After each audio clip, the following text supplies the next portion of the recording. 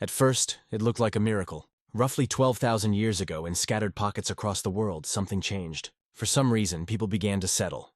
Weirdly enough, they planted seeds. They even started taming animals. And just like that, agriculture and farming were born. This changed a whole lot of things in the daily lives of our early Homo sapiens ancestors. Grain meant surplus. Surplus meant stability. And stability meant growth. The world began to fill with villages built to exploit the surrounding land. Those villages grew into towns, and towns into cities. For the first time in human history, a child could be born in the same place where their grandparents had died. This era marked what we now call the Neolithic Revolution, the beginning of civilization as we know it, or at least the dawn of humanity's sedentary way of life. For centuries, this transition was celebrated as one of humanity's greatest achievements. Yet, in May 1987, evolutionary biologist Jared Diamond challenged that consensus with a provocative essay published in Discover magazine. Its title was as bold as its argument. The worst mistake in the history of the human race. That's what he called farming. The worst mistake in the history of the human race. It sounded absurd. How could the very foundation of modern life be a mistake? From our perspective, things look great. Cities, abundance, medicine, comfort. Compared to our ancestors, we seem to have conquered nature itself. The hunter-gatherer life, even if romanticized today, was undeniably harsh. People traveled vast distances just to find enough to eat, scavenging what they could, sleeping in temporary shelters with little protection. It was a world of scarcity, constant motion, and fragile security. And yet, evidence kept piling up. Evidence that the first farmers worked harder, ate worse, lived sicker, and died younger than the foragers they replaced. With grain came inequality and pestilence. With animals came disease. With villages and territory came organized war. So what exactly did we trade away for that extra food? Why did humans adopt a way of life that made so many things worse? Did we truly seize control of nature, or simply chain ourselves to it? Bodies in the dirt of farming was such a breakthrough, our bodies apparently never got the memo. For decades, bioarchaeologists have been uncovering the story of agriculture not in myths or monuments, but in bone, the silent testimony of what this revolution really cost. And the forensics do not celebrate the Neolithic Revolution. They mourn it. Across excavation sites in Europe, the Near East, Africa, and South Asia, human remains from both pre-agricultural and early agricultural layers tell a clear, repeating story. In every region, in every culture where farming emerged, the pattern is the same. And it's grim.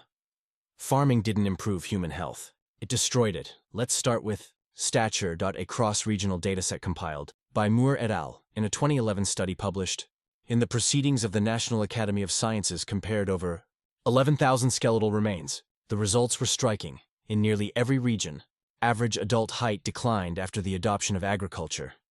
In some Anatolian and Levantine populations, men lost up to 6 inches, around 15 centimeters, in height. Women lost about 5 inches, roughly 13 centimeters. In China, early rice farmers stood notably shorter than the foragers who came before them. The same pattern appeared from Nubia to the Indus Valley. Height, of course, is more than just a number. It's a biological record of childhood nutrition and stress. So if these people were shorter than their ancestors, it wasn't genetics. It was environment. They were growing up underfed, overworked, and chronically stressed. But it wasn't just undernourishment. It was malnutrition, visible in the bone itself. If you examine the skulls of these early farmers, you'll often find porous lesions along the cranial vault and inside the eye sockets. These are known as cribra, orbitalia and parodic hyperostosis, classic skeletal markers of iron deficiency. Anemia in early Neolithic communities, particularly in places like Çatalhöyük and Abu Huraira, these lesions appear in up to 60% of individuals. Some skeletons even show signs of multiple overlapping nutritional diseases, clear evidence that early agricultural diets were failing to meet basic human needs. What's striking is that these conditions are almost completely absent from older hunter-gatherer remains, and the damage didn't stop at the skull. It reached right into their mouths. Dental health collapsed in the wake of agriculture. Hunter-gatherers usually had worn but relatively clean teeth, low in cavities, high in fiber, and supported by varied, low-sugar diets. Early farmers, by contrast, ate soft, sticky carbohydrates, especially cereals, the first domesticated grains and the backbone of their new caloric economy. The result was catastrophic: a spike in dental caries, enamel hypoplasia, horizontal grooves in teeth signaling childhood stress, and widespread periodontal disease. The mouths of the first farmers became fossilized testimonies to a paradox. More food, but worse nutrition. At the site of Ganjdara in Iran, dated to roughly 10,000 years ago, over 80% of adult skeletons show signs of severe dental disease. In Neolithic Nubia, excavations revealed that nearly every adult molar was decayed or abscessed. Some skulls even display holes where infection had eaten straight through the jawbone. Many of these people likely died from oral infections that spread beyond the mouth.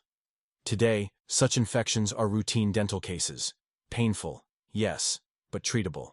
Yet even in modern times, before the advent of widespread antibiotics, they could still kill. Think of figures like Hugo Boss, Franklin Delano Roosevelt, or even NFL player Mike Williams, who died in 2023, all victims in part of complications that stemmed from something as simple as untreated dental issues. Now, imagine the state of the mouths of those early farmers. No dentists, no medicine, no pain relief, but the suffering didn't end there. The problems we've discussed, malnutrition, anemia, tooth decay, were indirect consequences of agriculture. The direct ones came from the labor itself. The shift to farming meant repetitive, back-breaking work. At Çatalhöyük, skeletal remains show advanced degenerative joint disease in the spine, knees, and ankles, even in young adults. These people spent hours each day bending, squatting, pounding grain, and carrying loads. What had once been a mobile, varied lifestyle turned into monotony of motion, a rhythm of planting, harvesting, grinding, and hauling that literally wore the body down to the bone. But the work wasn't finished yet, and their big toes told the story, twisted, deformed, worn smooth from hours spent kneeling and grinding grain against stone. Their forearms bear the marks of enthesopathies, tiny fractures and muscle tears from endless repetition. This was no idyllic scene of pastoral life. This was punishment, physical and unrelenting, endured on a diet of nutrient-poor porridge, and all of it exposes a deeper contradiction. Farming was supposed to free us from hunger, from scarcity, from the endless chase of the hunt. Yet when we look at the bones of those who made that transition, we don't see liberation. We see stunted children, inflamed jaws, collapsed spines, generation after generation marked by disease and decline. So the question isn't why did we start farming? It's how long did it take to forget what we left behind? Why didn't they go back to the forager's life? A life that, by every biological measure, kept them healthier, taller, and stronger. Because by the time the consequences were clear, there was no going back. Farming didn't just change how we lived, it changed what was required to live. But the work wasn't finished yet, and their big toes tell the story, twisted, misshapen, warped by years of kneeling to grind grain against stone. Their forearms reveal enthesopathies, tiny tears and scars from muscles pulled too many times in the same motion. This was no image of peaceful village life. It was punishment, daily, grinding labor on a diet of nutrient-poor porridge, and all of it exposes a deeper contradiction.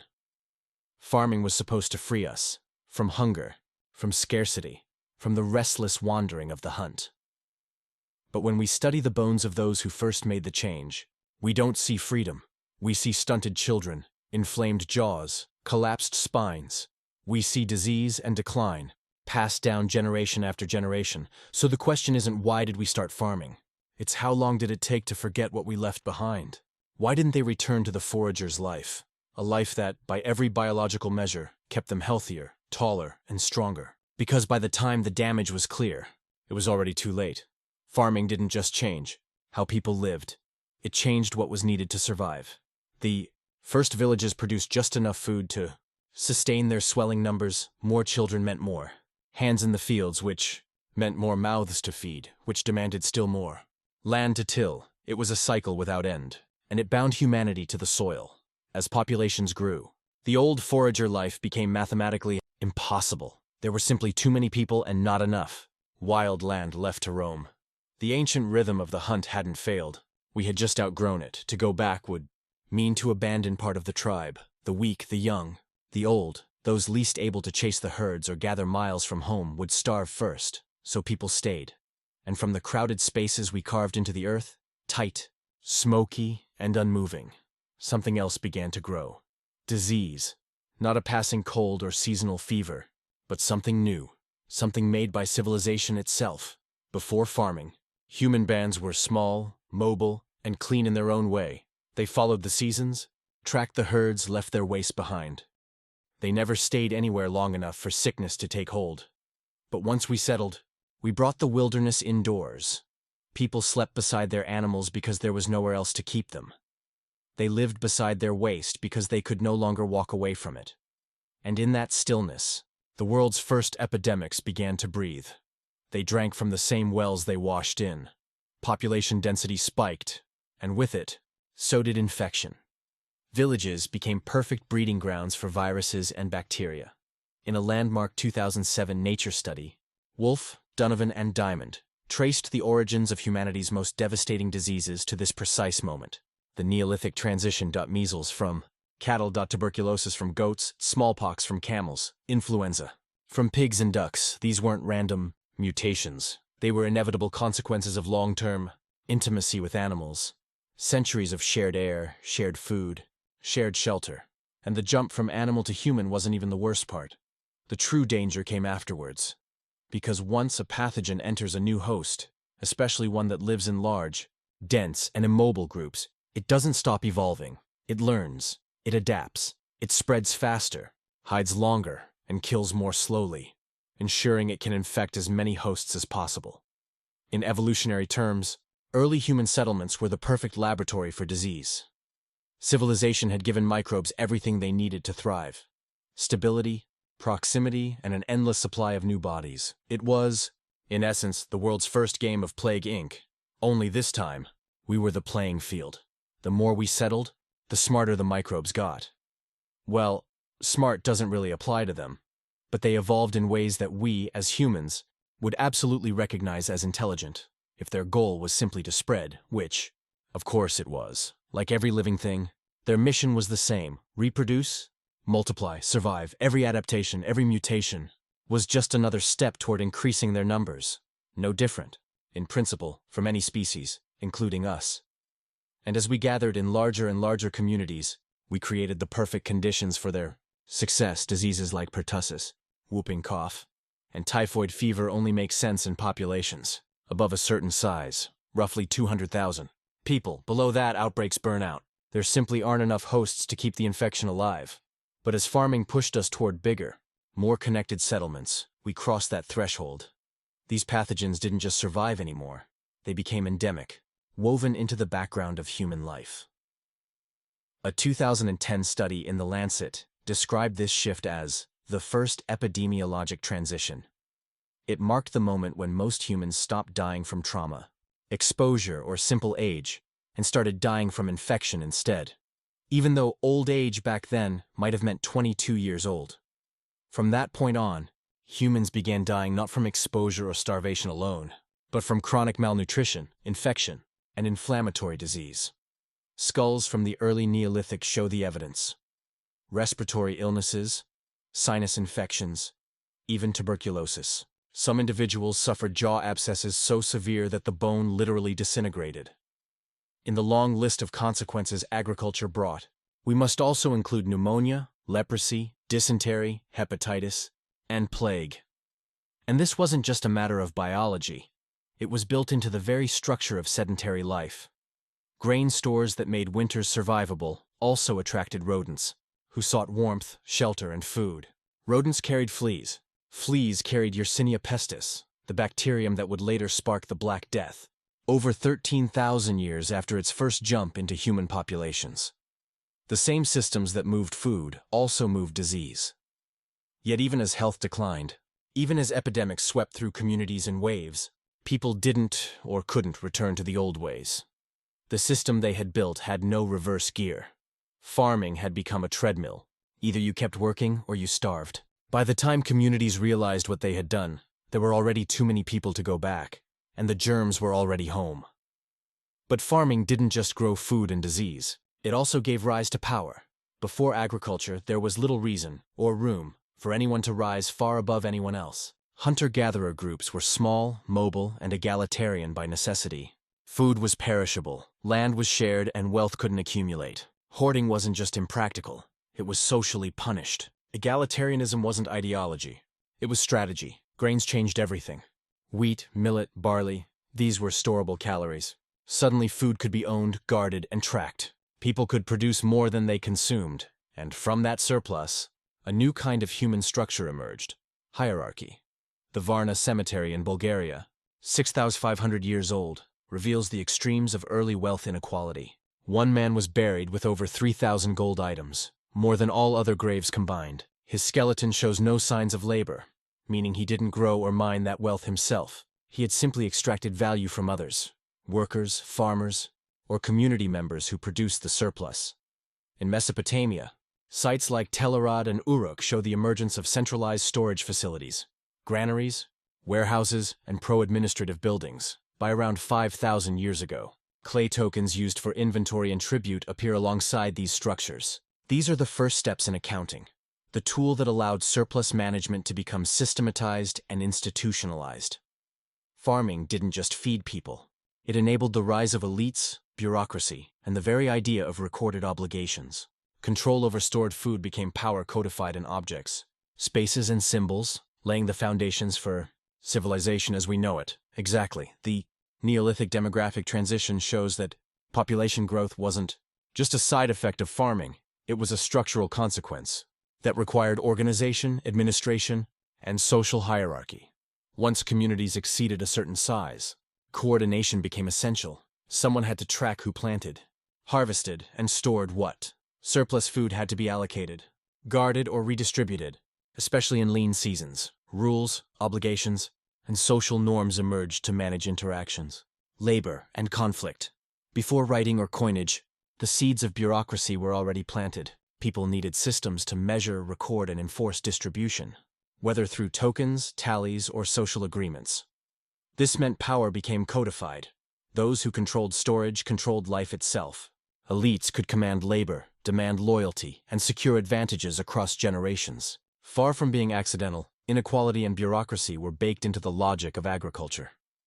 In short, farming didn't just feed people, it reshaped society itself, creating the first structured hierarchies and administrative systems, long before formal states or currencies existed. If you like, I can trace how these early systems evolved into writing, taxation, and the first cities, showing the direct line from grain storage to civilization. Exactly.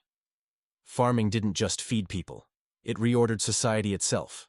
Once you had surplus, everything else followed logically. Land and resources had to be allocated, labor had to be organized.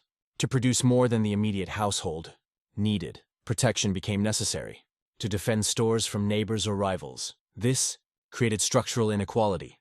Wealth and power began to concentrate in the hands of those who already controlled the most. Specialization arose, social classes emerged, and inheritance locked status across generations. Poverty became not just circumstance but structure, embedded into society. The key takeaway: farming wasn't just an economic revolution, it was a social one. It gave rise to hierarchy, property, labor management, and the first forms of governance. It shaped health, work, and daily life, but it also laid the foundation for inequality, bureaucracy, and the power structures that define civilization today. Chapter 5, as you hint, seems poised to explore how surplus and storage drove defense, authority, and coercion, the point where inequality becomes formalized and societies begin to look like the states and kingdoms of later history. Exactly. Farming locked people to the land and made resources both fixed and valuable, creating conditions where conflict became systematic rather than sporadic. The archaeological evidence supports this shift. Jebel Sahaba, c. 13,000 years ago, shows clear proof of early organized violence. Stone projectile points embedded in nearly half of the bodies indicate targeted attacks, not accidents or individual disputes. Violence was no longer avoidable through mobility. Disputes over land, water, and stored food became structural pressures. Early war emerged as policy and survival strategy, rather than as random acts. In short, agriculture created both wealth and scarcity in fixed locations, turning human conflict from episodic skirmishes to organized, territorial, and generational warfare. Once land and resources were owned, violence became a predictable part of social and political life. Not an exception. Exactly. This passage illustrates the structural transformation of human conflict brought on by the Neolithic Revolution. Fixed resources create stakes. With agriculture, people couldn't just move to avoid conflict. Fields, grain stores, and water sources became permanent, making them worth defending and worth taking. Violence escalates systematically. In small forager bands, violence was personal and sporadic. With farming, scarcity and envy became structural pressures, turning disputes into organized conflict over resources. Archaeological confirmation. Sites like Jebel Sahaba, seen 13,000 years ago, provide physical evidence. 45% of bodies show embedded stone projectile points, some with multiple injuries. This indicates targeted, repeated attacks, not accidental or isolated violence. From survival to strategy, war became policy, structure, and survival, not merely a reaction to immediate disputes. Agriculture didn't just feed people, it tied them to the land, creating the conditions for territorial and generational warfare.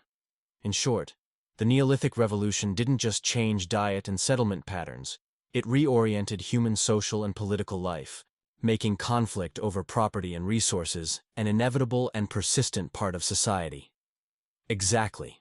What you're describing illustrates a pattern of organized, large-scale violence directly linked to early agricultural societies. Defensive wounds. The presence of injuries on forearms and hands shows victims were actively defending themselves, implying close combat and ambush, not random accidents. Repeated attacks over time. Overlapping burials indicate that these weren't isolated incidents but part of sustained, systematic raids or conflicts. This points to group-level organization, likely with planning and coordination. Geographical consistency. Evidence from Tolheim, Germany, c. 5000 BCE, and nearby Schonet-Kilian shows this isn't isolated. Massacres occurred across different regions, suggesting that once humans settled in permanent agricultural communities, the social and resource pressures that promote organized violence were widespread. Targeting and social dynamics.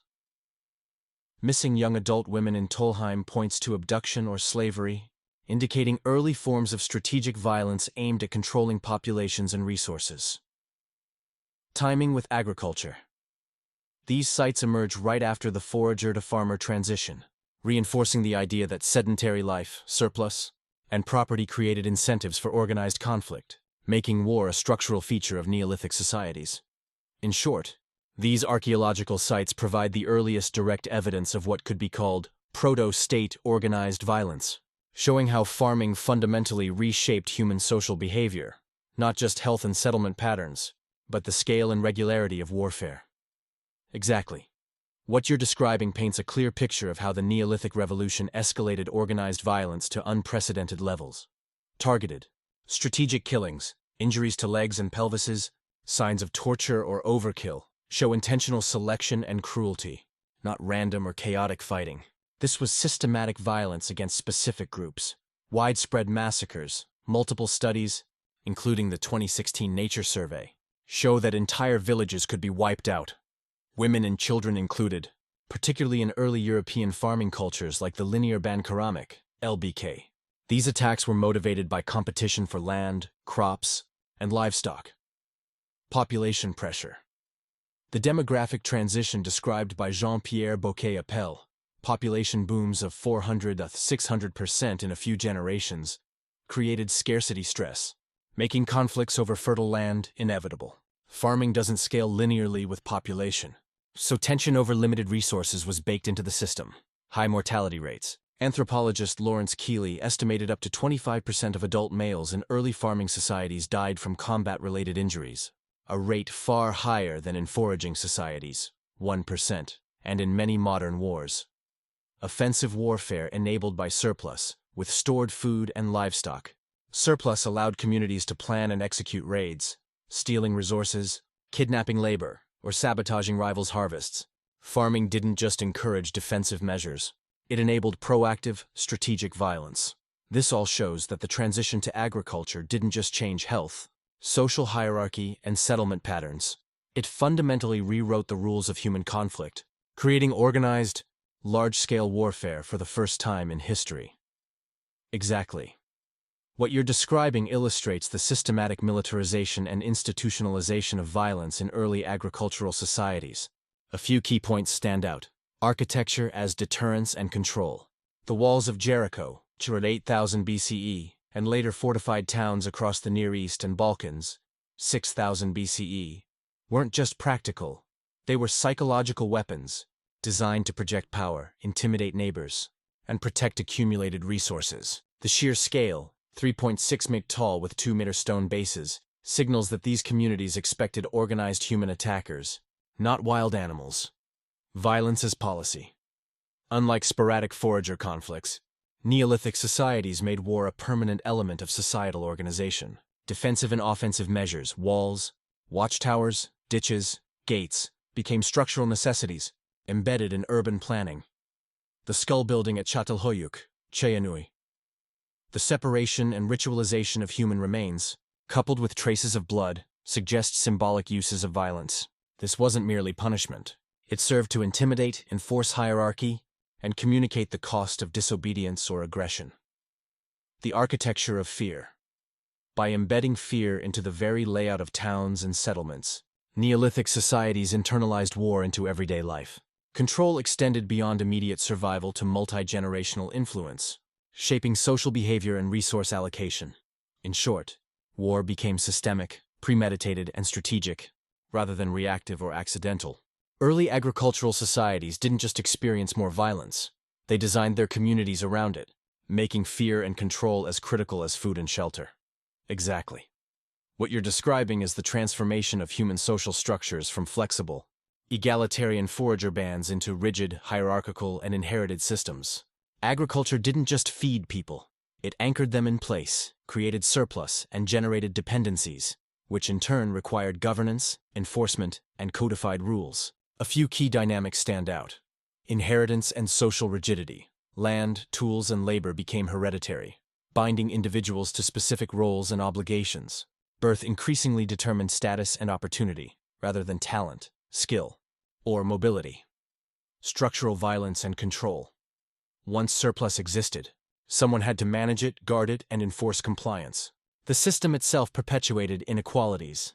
Taxes, duties, and laws weren't just practical. They reinforced hierarchy and ensured stability for elites. Normalization of coercion. By making these structures appear natural, sacred, or inevitable, societies ensured cooperation without constant active coercion. Law, custom, and ritual internalized control, so that people regulated themselves to the benefit of the system. The cage of civilization. This is what anthropologists sometimes call structural or systemic constraint. Not imprisonment in walls, but in roles, expectations, and inherited obligations. Agriculture, counting, and record-keeping created a society where your life was, to a large extent, preordained. In short, war, hierarchy, labor, and law are all downstream effects of surplus agriculture. Feeding more people didn't just support growth, it created a self-perpetuating system of inequality, coercion, and inherited obligations long before empires, kings, or written codes of law. Exactly. The Code of Hammurabi is a crystallization of what agriculture and surplus had made possible. Social hierarchy codified into law. It didn't just tell people how to behave. It assigned value to human lives based on social status. A few key points stand out. Divine authority as justification. By framing himself as chosen by Marduk, Hammurabi made the law seem immutable and sacred, which reinforced compliance and discouraged rebellion. The prologue establishes that inequality isn't arbitrary.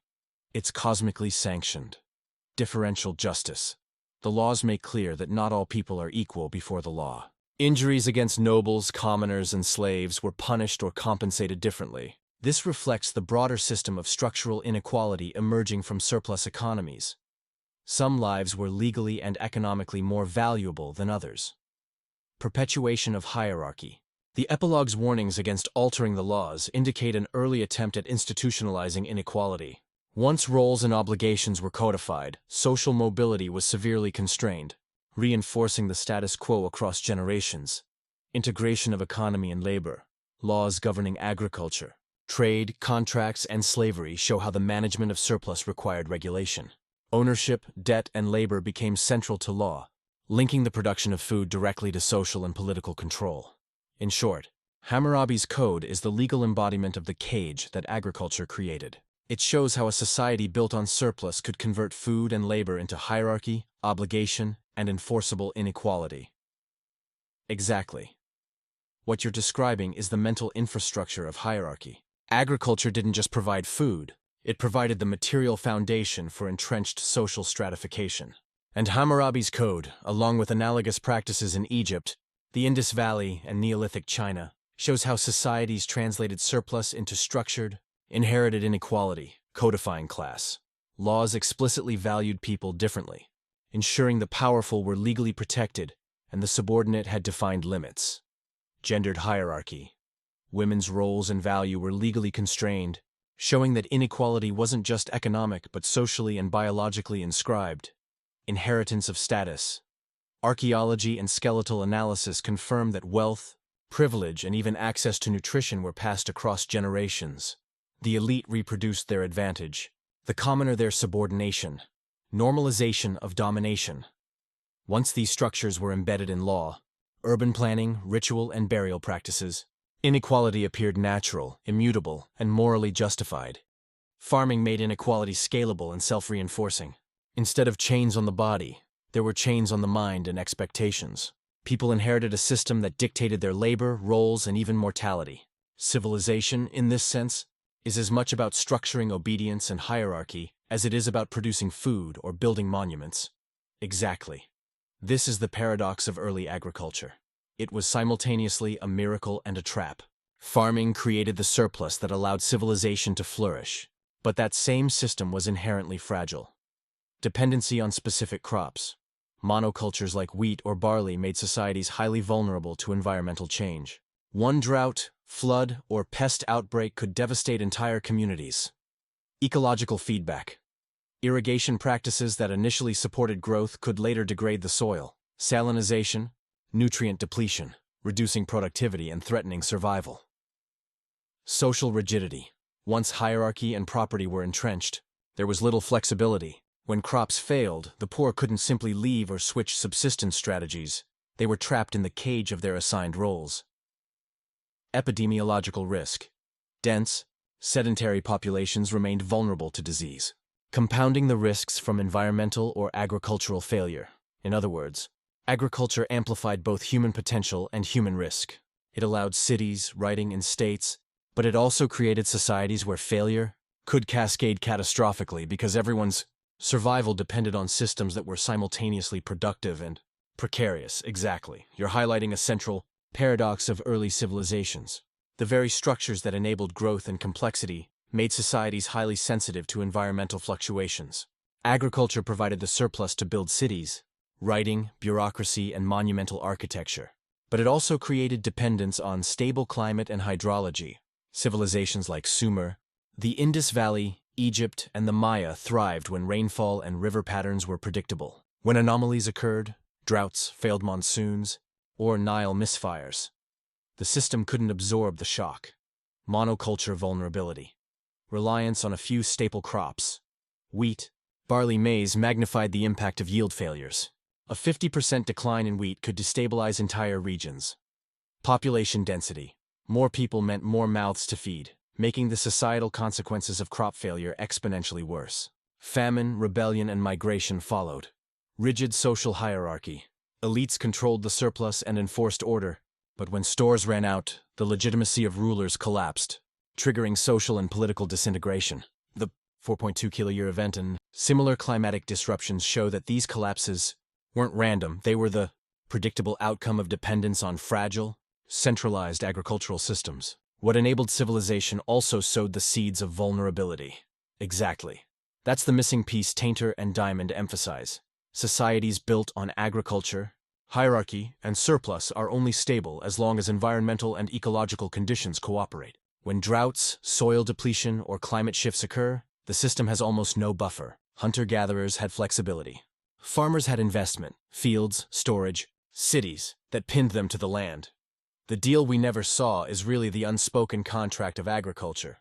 We trade freedom, health, and resilience for food security, surplus, and social complexity. For 12,000 years, humans have been living with that bargain, benefiting from the system's productivity, yet always vulnerable to its brittleness. It's poetic and sobering. Civilization works, but it always carries hidden debts. Here's the thing, we're still living that deal. Every city, farm, office, school, and tax system is an extension of that first contract. We traded freedom for security, mobility for stability, flexibility for surplus, and the web only grows tighter. The trap isn't just ancient, it's present. Technology, bureaucracy, social norms, property, even ideas of progress keep us bound in ways our ancestors couldn't have imagined. Yet there's a paradox. The very system that constrained us also made innovation, art, science, and culture possible. Civilization is both cage and ladder, prison and platform. The strands of the web hold us in place, but they also give us reach, to see farther, to build higher, to imagine worlds our ancestors couldn't. The real question isn't whether we fell into the trap. It's whether we can now learn to navigate it consciously, rather than just inherit it blindly. That ending is powerful. It really drives home that the story of the Neolithic Revolution isn't just ancient history. It's alive in our modern decisions and structures. The metaphor of digital farming, the crops are data, the harvest is endless, perfectly links the past to today's world, showing that the same bargain of labor for security still shapes us. The final reflection, asking whether we would have taken the deal 12,000 years ago, is an invitation to pause and question the systems we inherit, rather than blindly accepting them. It reframes progress as a choice, not inevitability, and challenges us to see our everyday life, work, consumption, law, social roles, as part of that ongoing negotiation. This is the echo of a bargain made long before any of us existed, and yet its ripple shapes every choice we make today. Civilization didn't just happen. It's a continuous negotiation between survival, labor, and control, and we're still part of it, still harvesting the consequences of decisions we never signed up for. Your last paragraph frames it beautifully. The Neolithic Revolution isn't just history. It's a lens for understanding our modern lives, from the food we eat to the laws we follow, the cities we inhabit, and even the digital fields we till every day with data and attention. And that final question, would you have taken the deal, is deceptively profound. It forces us to confront the tension between freedom and security, between mobility and belonging, between agency and inevitability.